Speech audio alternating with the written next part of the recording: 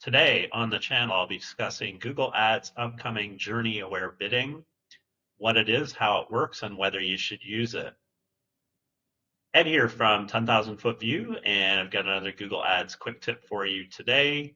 Just before I jump in, a reminder to please like our content and subscribe to the channel. I post about Google Ads at least once every week. Okay, so as I mentioned, today I'm going to be talking about Google's announced journey aware bidding. And I'm going to be leaning heavily on this blog post from Jyll Saskin Gales. She does a lot of coverage for Google Ads on her blog.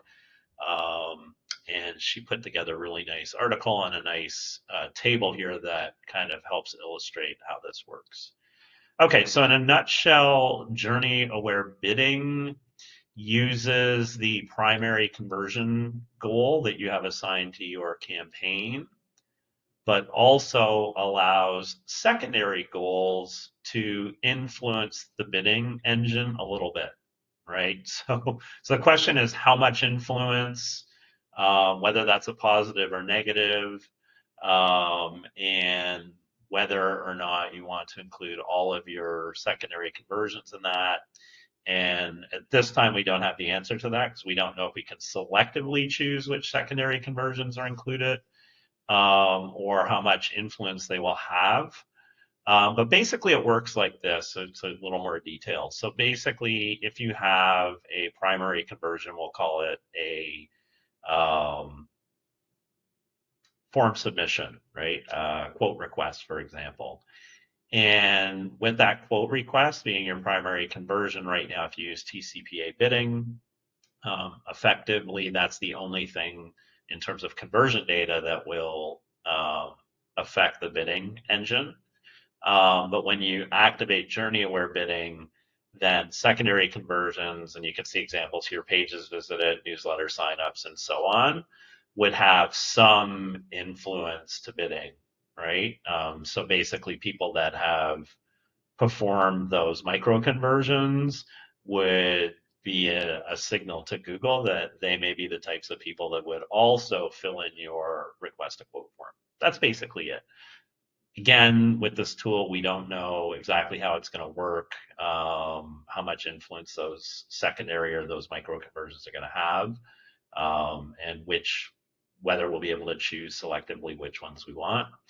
But it's an interesting idea, and it is something that comes up a lot in like on the Reddit sub where people ask whether those secondary conversions do have an impact, and right now they do not. They do not have any impact. They're just informational.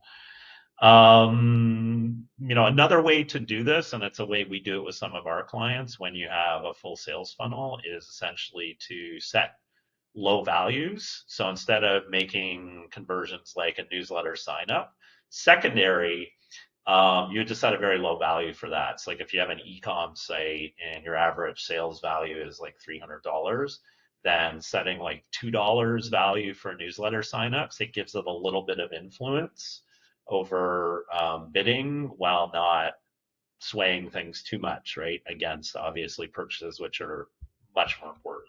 So that's kind of how we handle it now. But with this tool, I could see where not adding actually value to the bottom line or counting those, including those in your conversions, has a benefit. In fact, I have one client right now I could think where that would be beneficial. But anyway, this is coming at some point. If I had to guess, I'd say like the second quarter of next year. We'll see how it all works when it does drop, and I'll probably make another video once we have that information. Anyway, that's it for today. I hope you found this video informative, and I will see you next time.